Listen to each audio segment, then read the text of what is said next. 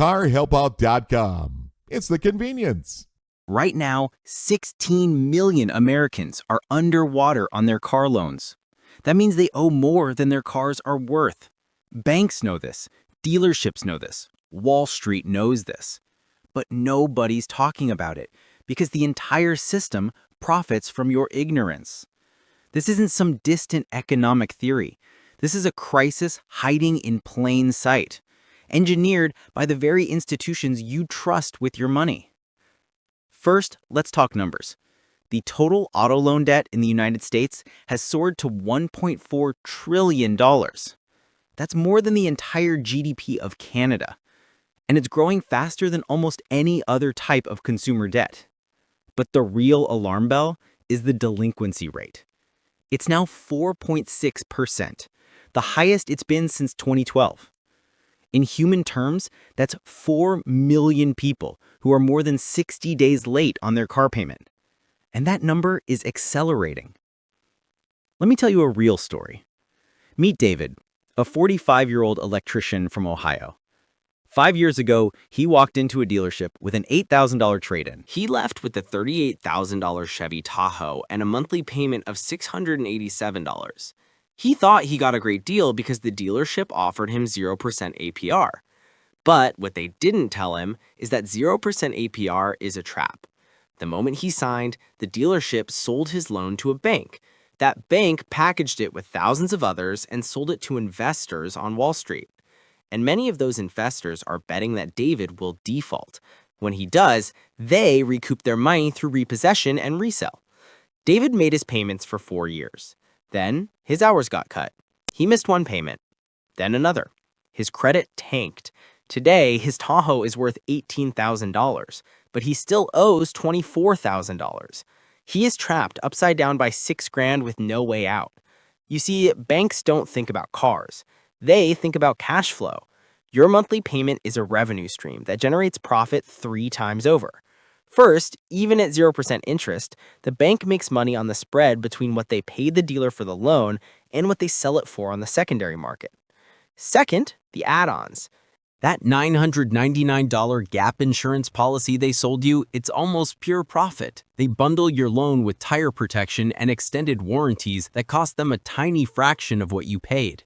Third, the secondary market. Your loan gets bundled with 1,000 others and sold to an investment fund, which then sells securities backed by your monthly payments to investors all over the world.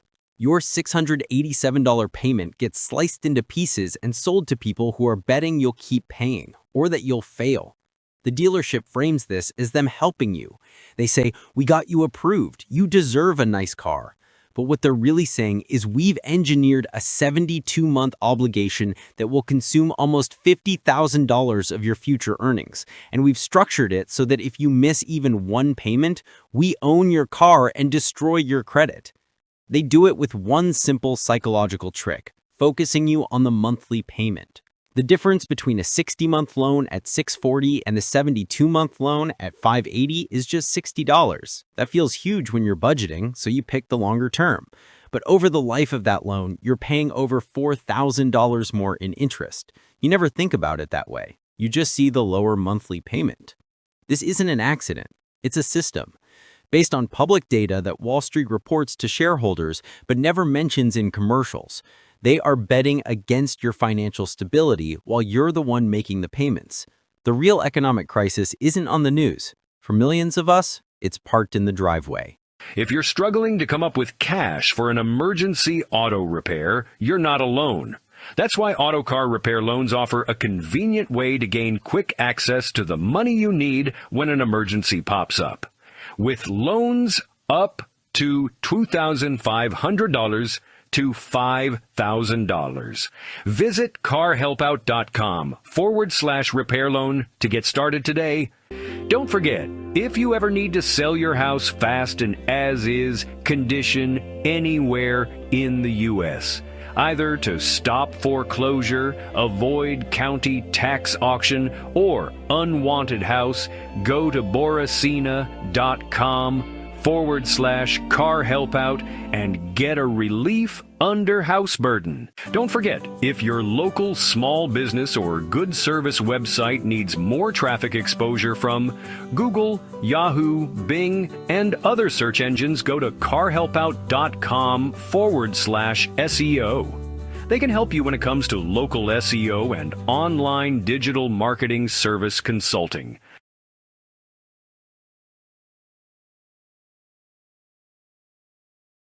Thank you for the info. Let me take it from here.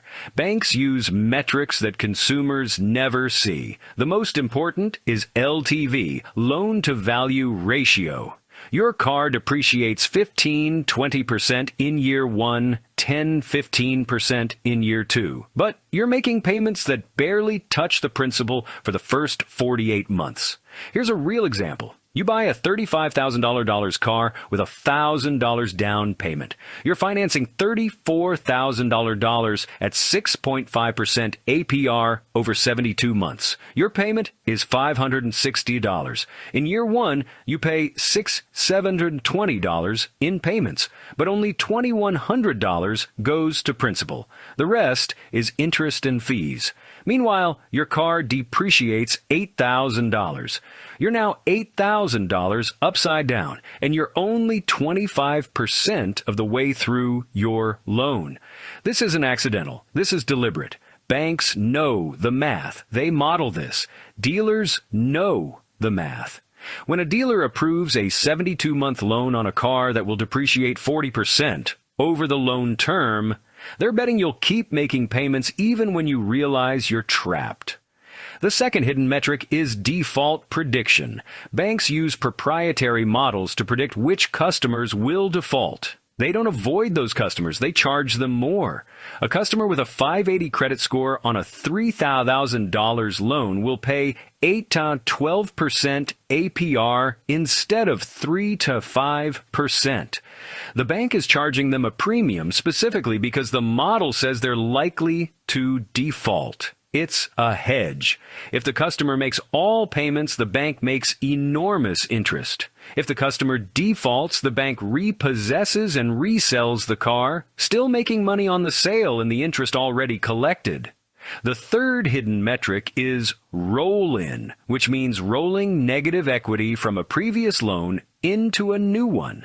A customer trades in a car worth $18,000 but owes $22,000.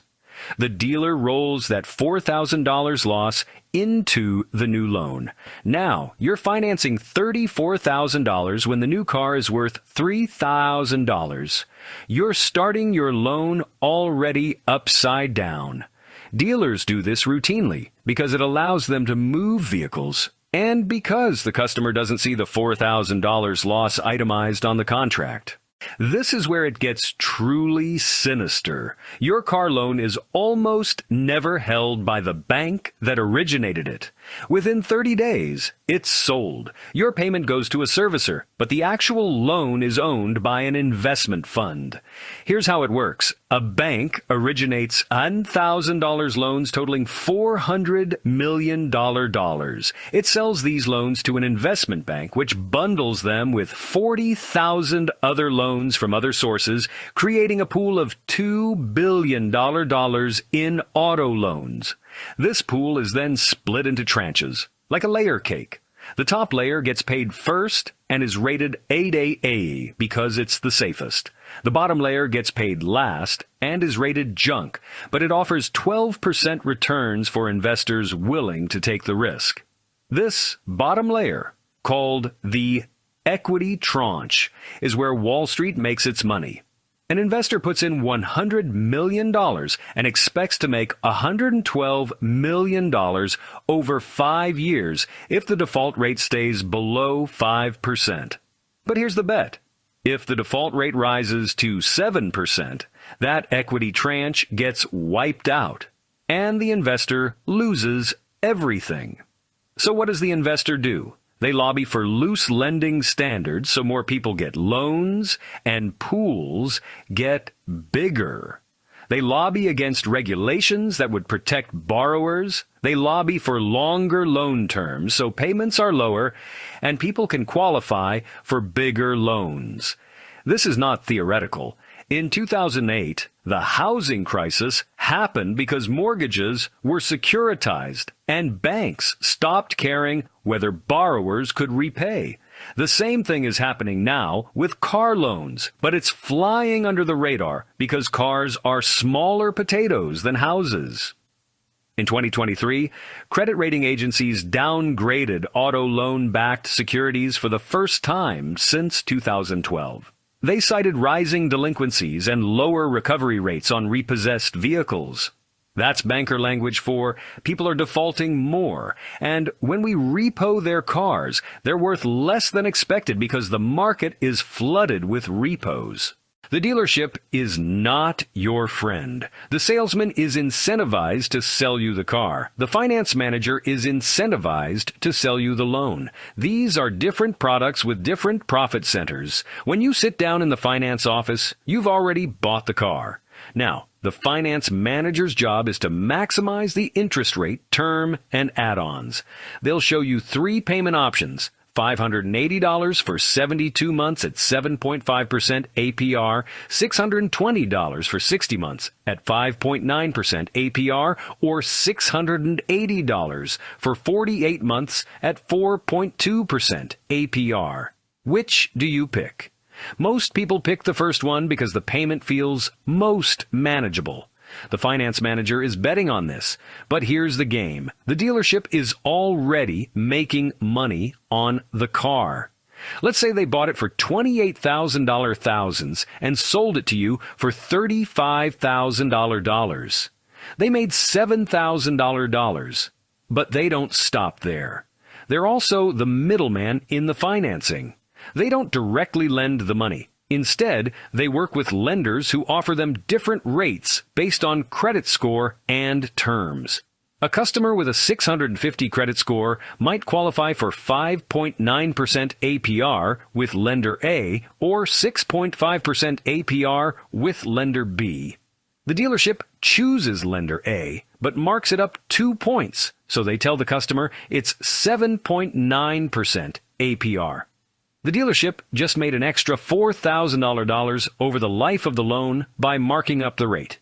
This is called the dealer reserve or dealer participation, and it's the dirty secret of car financing. Real example. Sarah, a 28-year-old teacher, buys a $28,000 Honda Civic. The dealership pays $22,000 for it. They sell it to her for $28,000. They then mark up the interest rate by 2 points, generating an extra $3,800 in profit. Sarah thinks she's getting a market rate. She has no idea she's being charged a markup. Most states don't require dealers to disclose this markup. Some dealers even train their finance managers to use psychological pressure. I ran your credit, and the bank came back with 8.2%, but I'm going to see if I can get them to 7.9%. if you sign right now. The customer feels grateful, not realizing the dealer is negotiating with themselves. If you know where to look, you can see the crisis forming. Here are the warning signs Wall Street is watching. Delinquency rates are accelerating. They're not just high. They're rising faster than the credit cycle would predict. Normally, delinquencies spike during recessions and fall during good times. Right now, we're in a good time by unemployment standards, yet delinquencies are near crisis levels. That suggests the problem isn't unemployment. It's the structure of the loans themselves. Used car prices are collapsing. In 2022, a 3-year-old used car was worth 85% of new car price. Today, it's worth 68%. This matters because it means people who owe $28,000 on a car worth $19,000 can't refinance or trade out. They're stuck. Repossession companies can't handle the volume. Many repossession companies have waiting lists. There are so many delinquent cars that repos are backed up. When repos finally hit the market, they saturate it, prices fall, and recovery rates drop. Loan terms are getting longer. The average loan term in 2024 is 68 months. In 2010, it was 60 months. Longer terms mean lower payments, which means people can qualify for bigger loans, which means bigger losses when they default. This is a direct response to rising prices and stagnant wages. Dealers know people can't afford $45,000 cars, so they stretch the payments over 6 years instead of 5, making the math work temporarily.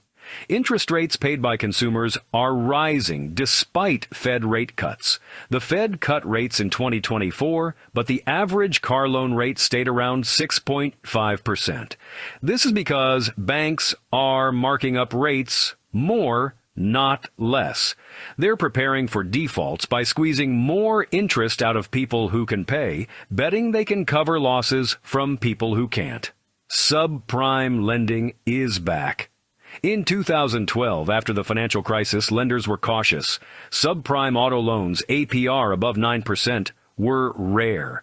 Today, they're 25% of all new auto loans. Lenders are deliberately lending to people with bad credit at predatory rates, then securitizing those loans and selling them to pension funds. The risk is being spread across the system again. When the car loan crisis hits, it doesn't stay in car finance. It spreads. First, it crashes the used car market. When repos flood the market, prices fall 10 to 20% across the board. This punishes people who own cars outright or have paid off vehicles because their asset value drops. It also punishes people who just bought used cars thinking they were getting a deal because they're now upside down. Second, it destroys credit scores. A repossession stays on your credit report for 7 years and tanks your score by 100 plus points. That one event makes you ineligible for credit cards, mortgages, apartment rentals, and sometimes even jobs. You go from a working person to a financial pariah. Third, it concentrates wealth upward. When a car gets repossessed and resold, the customer loses the $6,000 they already paid in principal. That money is destroyed. Meanwhile, Wall Street investors who held the loan securities made money on the interest and the collection costs. The system is designed to transfer wealth from people who can't afford it to people who already have it. Fourth, it strains social services. When people default on cars, they often default on other things: rent, utilities, medical bills. This cascades into evictions, homelessness, and healthcare crises. The auto loan crisis is actually a poverty crisis hiding in plain sight. Case study: meet Marcus.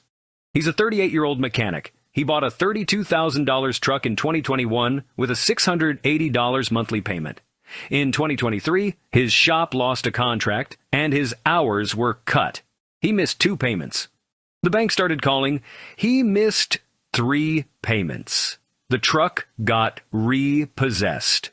Now Marcus is homeless, living in his friend's garage, and his credit is destroyed. The truck, worth $18,000 when repossessed, was sold at auction for $14,000. The difference between what he owed and what was recovered got sold as a deficiency judgment. He now owes the bank $8,000 for a truck he doesn't own.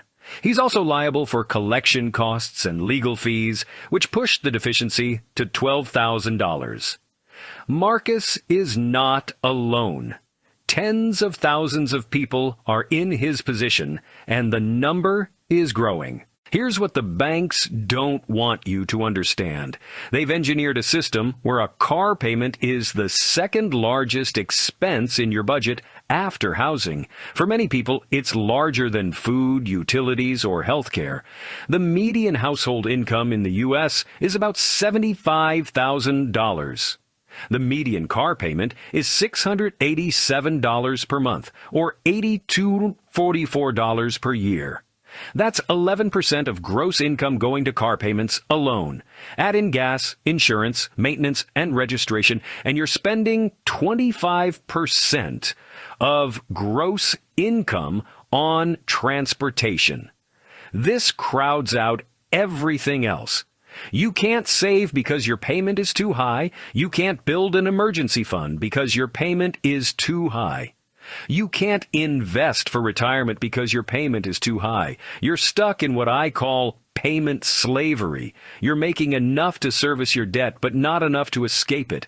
Banks know this. They model this. When they approve your loan, they're betting that you'll make the payments because you have no other choice. If you miss a payment, you lose your transportation, which means you lose your job. So you'll cut food, healthcare, and savings before you miss a car payment. The bank is betting on your desperation. This is also why loan terms keep getting longer.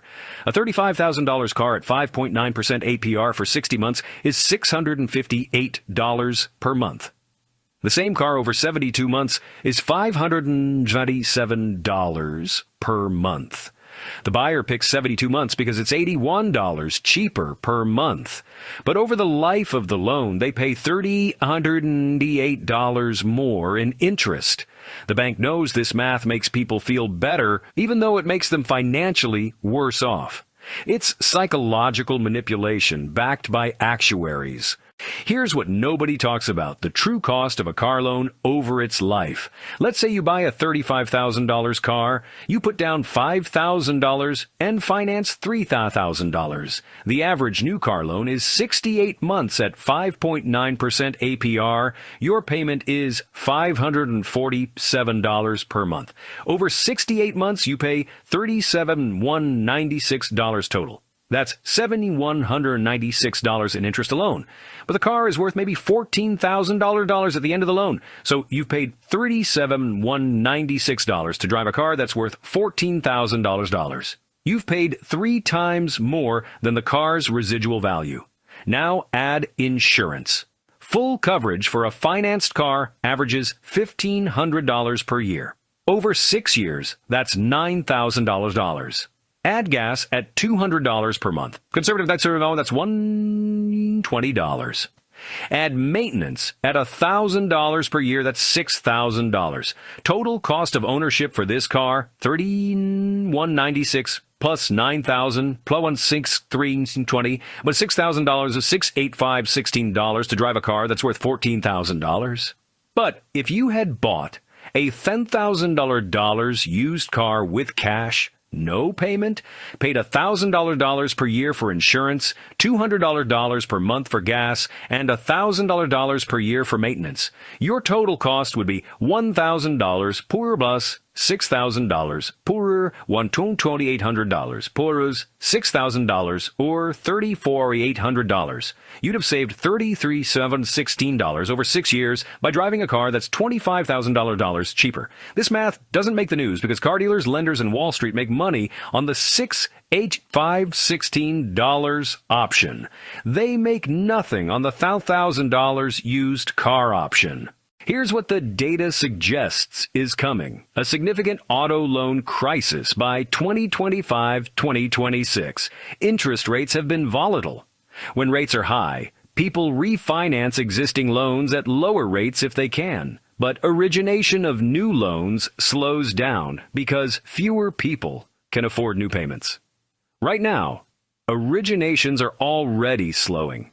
Dealer inventory is piling up, which means they're cutting prices or offering better terms to move vehicles. But prices can't fall much more without destroying trade-in values further.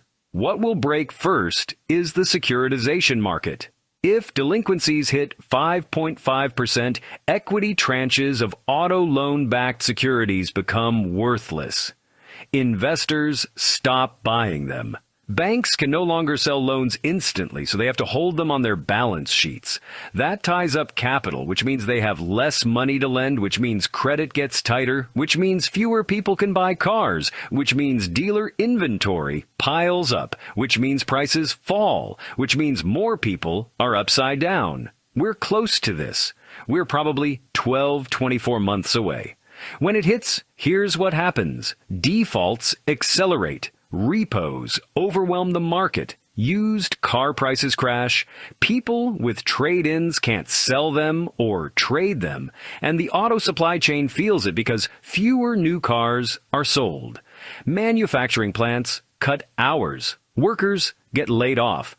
The crisis spreads beyond auto finance into general employment and consumer spending. This will be blamed on interest rates or unemployment or the economy. But the real cause will be the same as 2008. We engineered a system to maximize short-term profit at the cost of long-term stability, and it's going to break. Now, the practical stuff. If you're buying a car, here's how to not get destroyed. Rule 1, pay cash if you can. If you have $15,000 saved, buy a $15,000 used car, not a $35,000 financed car. The $15,000 car does the same thing as the $35,000 car. It gets you from point A to point B. The only difference is the $35,000 car makes you poor, and the $15,000 car keeps you free. Your goal is the car, not the newness. Rule 2, if you must finance, finance used, not new. The depreciation hit is already taken. A 3-year-old car has lost 40% of its value already. A new car will lose 20% in year 1. If you must borrow, borrow on something that stopped losing value rapidly. Rule 3, put down 25% minimum. The larger your down payment, the better your loan-to-value ratio. A 25% down payment means you only need to depreciation to catch up with your loan balance instead of you needing to pay down the loan faster than the car depreciates. This saves you from getting upside down. Rule 4. Finance for 48 months maximum. Yes, the payment is higher. Yes, it's harder on your budget. But you'll be out of the loan before the car reaches unreliable age, and you won't pay 6 years of interest. A $3,000 car at 5.9% for 48 months is $703 per month instead of $577 for 72 months. That extra $126 per month saves you $3,888 in total interest and keeps you out of being upside down. Rule 5. Check your loan before signing. Get the APR, the term, the total amount, the payment, breakdown. Never let a dealer tell you the interest rate after you've signed. The rate is part of the offer. It's not something they run after. If they tell you, they'll call you with the rate later. Walk. Rule 6. Know the book value of your trade-in. Use Edmunds, KBB, or NADA guides. Many dealerships undervalue your trade to roll negative equity into your new loan. If you know your trade is worth $18,000 and they offer $14,000, you know you're being scammed. Rule 7. Be willing to walk. The single most powerful position you have in car buying is the ability to leave. If the dealer won't meet your terms, leave. There's another dealer 10 minutes away with similar cars. Your desperation is their leverage. Don't give it to them. Rule 8. Shop for financing before shopping for cars. Get pre-approved from a credit union or bank. This gives you a known rate and term before you walk into a dealership. Now you can compare. Is the dealer's offer better or worse? You'll know. Rule 9. Calculate total cost of ownership, not just payment. Run the full math. Purchase price, financing cost, insurance, gas, maintenance, likely resale value. Does it make sense? If total cost of ownership is $60,000 and your annual gross income is $60,000, you can't afford this car. Period. Find something cheaper. Rule 10. Buy only what you need now, not what you might need later. You don't need a 3-row SUV if you're single. You don't need a truck if you rarely haul. Every extra feature adds $5,000 plus to the purchase price and $100 plus to your payment. Resist lifestyle creep. This isn't just about your car payment. It's about a system designed to keep working people working. Car loans are a mechanism of wealth extraction. They take money from people who can afford to pay and transfer it to people who already have capital, while keeping the payer trapped in a cycle of monthly obligations. The same thing happens with student loans, mortgages, and credit cards. The system is designed to maximize compliance and minimize escape. You're not supposed to get ahead. You're supposed to make payments. The policy response to this should be regulation, caps on loan terms, transparency on dealer markups, restrictions on subprime lending, truth in lending laws with teeth. But regulators are captured. The industries they regulate fund their campaigns and own their souls. Change won't come from Washington.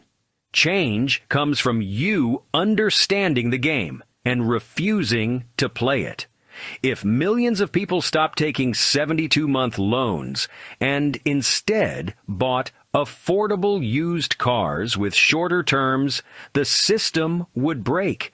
Dealers would have to lower prices. Banks would have to lower rates. The industry would right size. But that requires millions of people to make a conscious choice to live within their means instead of financing a lifestyle they can't afford. Here's your assignment. Before your next car purchase, do the math. Calculate the total cost of ownership for the car you want. Include all payments, interest, insurance, gas, and maintenance over the life of ownership. Compare it to buying a used car with cash or a small loan. You might be shocked at the difference. Then, if you buy a car, buy one that makes financial sense, not one that makes emotional sense. Buy for your income and needs, not your wants and ego. Share this video with someone about to buy a car. Like it if this changed how you think about car finance.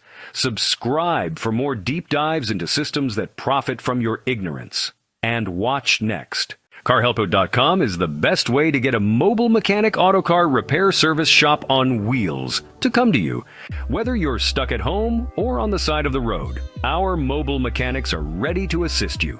We bring the repair shop to your location to save you time and hassle. We also provide emergency vehicle roadside assistance, such as car battery jump start, flat tire road service, running out of gas service if your vehicle stops or has a problem on the side of the road or any business parking lot. We understand that car troubles can be stressful, so we aim to provide quick and efficient solutions to get you back on the road as soon as possible. Additionally, we offer pre-purchase used car buying inspection checkup services review.